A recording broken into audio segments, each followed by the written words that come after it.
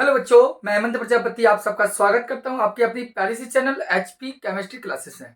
Dear बच्चों, आज आप सोच रहे हैं कि आज हम इस चैनल पर आए क्यों हैं। तो डियर बच्चों, जैसा कि आप व्हाइट बोर्ड पर देखते हैं, क्लास 11th की स्टार्टिंग हम कैसे करें, क्लास 11th को शुरू, इसका प्रारंभ हम कहां से करें और हम कैसे इसको करें, क्योंकि बहुत से बच्चों को क्लास 11th बहुत ही ज्यादा टफ लगती है। और टफ क्यों लगती है उस पर भी हम बात करेंगे, और टफ ना लगकर बहुत ज्यादा इजी लगे, वेरी इजी लगे क्लास 11th, तो उसके बारे में भी हम आज चर्चा करेंगे। डियर बच्चों, आपको बता दें, आप अभी अभी क्लास 10th कंप्लीट करके आए हुए हैं। जस्ट अभी अभी आपने क्लास 10th को क्या किया है, पास किया है। और आपने स्टार्टिंग किया, आपने एडमिशन लिया होगा क्लास 11th में। आपने अभी भी यहाँ क्लास 11th में आपने क्या लिया, एडमिशन लिया। अभी आपने क्लास 10th पास की। डियर बच्चों, बता दें कि क्लास 10th बहुत ही सरल थी, लेकिन अब क्लास 11th में आपको इसके मुकाबले इसमें ज्यादा मेहनत की आवश्यकता है। क्लास 10th आपके पास आउट हो चुकी है, अब हम आए हैं क्लास 11th में। और क्लास 11th में जो आपने एडमिशन लिया है अभी अभी, अब उसकी हम स्टार्टिंग करेंगे ही करेंगे। अब कैसे करेंगे उस पर हम चर्चा चला ले रहे हैं। आपने अभी तक देखा है कि जो क्लास 11th है, यहां पर हम फिजिक्स या केमिस्ट्री एंड बायोलॉजी, और जो बच्चा बायोलॉजी नहीं लेता है तो वो मैथ लेता है। आप जानते हैं कि फिजिक्स केमिस्ट्री बायोलॉजी अर्थात पीसीबी एंड पीसीएम, ये दो सब्जेक्ट या दो ग्रुप ही आपके चलते हैं। या तो हम फिजिक्स केमिस्ट्री बायोलॉजी लेंगे, या बायोलॉजी की जगह पर हम मैथ ही लेंगे। क्या लेंगे? मैथ। तो डियर बच्चों, क्लास 11th में जैसे ही हम फिजिक्स पढ़ना प्रारंभ करते हैं, या केमिस्ट्री पढ़ना प्रारंभ करते हैं, या मैथ या बायोलॉजी जैसे सब्जेक्ट को प्रारंभ करते हैं, तो बीच बीच में हमें बहुत सारी समस्याएं आती हैं। एक मिनट, बीच बीच में बहुत सारी समस्याएं आती हैं कि हम फिजिक्स में, केमिस्ट्री, मैथ एंड बायोलॉजी जैसी सब्जेक्ट में बहुत सारी समस्याएं आती हैं। अब इन समस्याओं से कैसे अलग किया जा सके, या इन समस्याओं से हम कैसे देख रहे हैं, इस पर हम विचार करने, इस पर हम आपसे चर्चा करने के लिए ही आए हैं। डियर बच्चों, आपको बता दें, जो बच्चा पीसीबी पढ़ता है अर्थात फिजिक्स पढ़ता है, केमिस्ट्री एंड बायोलॉजी लेता है, आप इससे अच्छे से जानते हैं, तो 12th पास आउट या अपियरिंग के अकॉर्डिंग वो बच्चा नीट अर्थात मेडिकल जैसे एग्जाम की प्रिपेयर करता है। और जो बच्चा PCM physics chemistry and math को पढ़ता है, वो बच्चा आईआईटी जेई को क्रॉस करता है, जिसका मेंस और एडवांस दो फॉर्म को निकालकर आईआईटी जेई की प्रिपेयर करता है।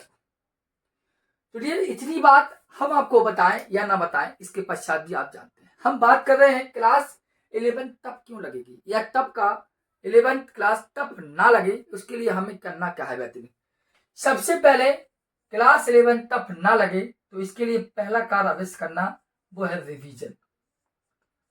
अगर आपको क्लास 11 हार्ड ना लगे तो आपको काम करना है रिवीजन का।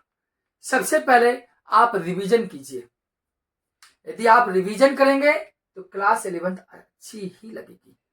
यदि आप कोचिंग सेंटर से पढ़ के आए हों, या स्कूल के लेक्चर लेकर आए हों, या किसी अदर व्यक्ति से आपने लेक्चर लिए हों, तो उन लेक्चरों को घर आकर एक बार रिवीजन अवश्य कीजिए।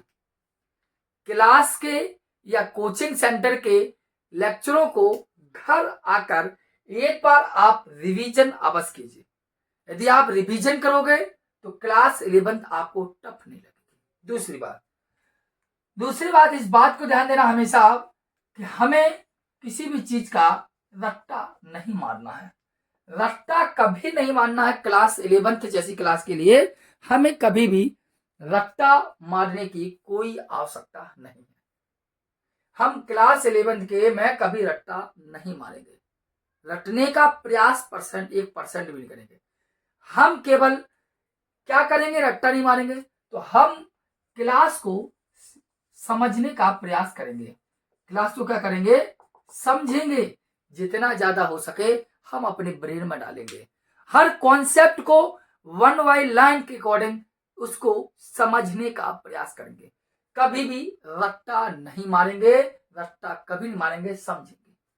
अगर आपने रिवीजन कर रहे बढ़िया क्लास से आके उसको रट्टा नहीं मारते हैं, केवल उसको समझते हैं, तो आपका कॉन्सेप्ट क्लियर हो जाएगा।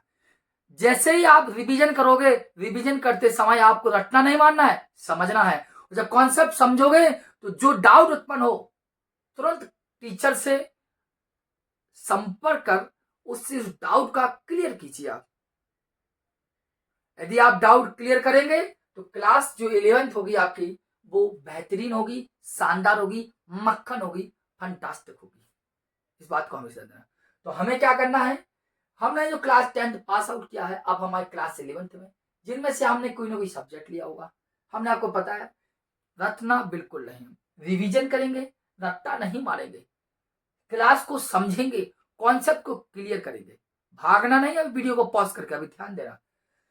हम साथ साथ में क्या करेंगे और भी ध्यान दीजिए, हमें सबसे पहले अपना बेस बनाना है। बेस को और समझ लीजिए, हम कैसे बेस बना पाएंगे अपना, हमारा बेस क्या होगा जिससे हमारी क्लास 11 मजबूत हो, स्ट्रांग हो, किसी के साथ हम फाइट कर सकें। हम क्या करेंगे ऐसा, तो क्लास 11 को स्ट्रांग करने के लिए फर्स्ट कंडीशन, हमारी बात को मान लीजिए, वन जितना हो सके maximum maximum atomic number, maximum atomic number आप लर्न कीजिए। बार बार कहता हूं इस चीज को, फोकस इस बात पर कीजिए। केमिस्ट्री को स्ट्रॉन्ग करना है, केमिस्ट्री सब्जेक्ट को स्ट्रॉन्ग करना है, तो सबसे पहले एटॉमिक नंबर को लर्न कीजिए विद पेरियोडिक टेबल के अकॉर्डिंग।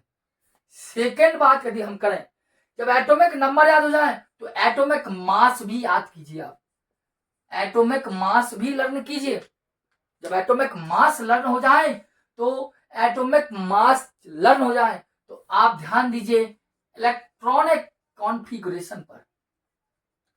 किस पर बात करता हूं मैं, इलेक्ट्रॉनिक कॉन्फ़िगरेशन पर। इलेक्ट्रॉनिक कॉन्फ़िगरेशन का मतलब है इलेक्ट्रॉनिक विन्यास।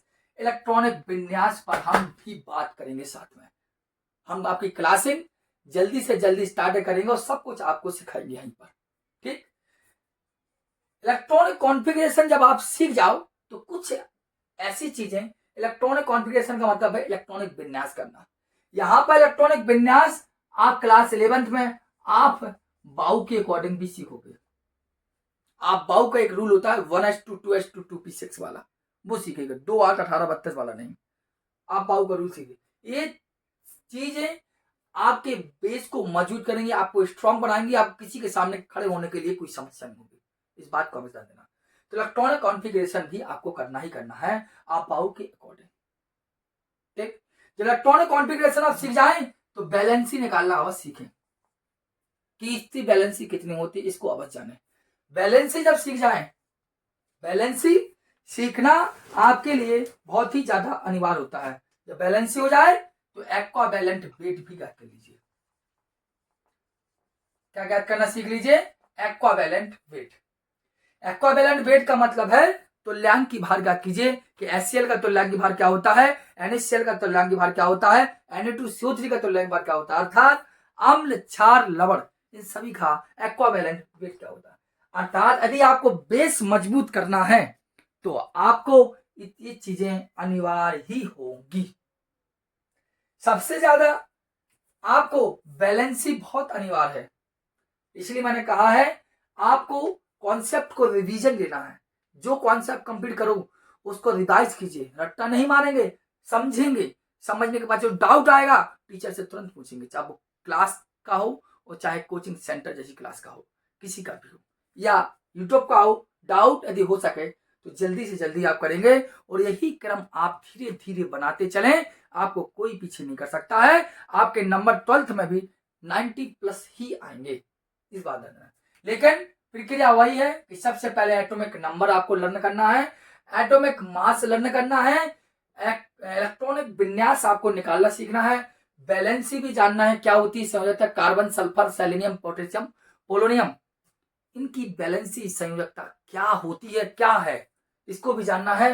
एंड एक्वावैलेंट वी अर्थात एसिड, बेस एंड सॉल्ट का एक्वावैलेंट वेट, अम्ल, क्षार और लवण का तुल्यांकी भार होता क्या है, इस बात को आपको जानना है। वो डिपेंड करेगा, आप फिजिक्स, केमिस्ट्री, बायोलॉजी लेते हैं तो नीट करेंगे, वो कॉमन सी बात है। इसके पहले के लेक्चर में मैं आपको बता चुका हूं हाउ टू स्टार्ट क्लास 11।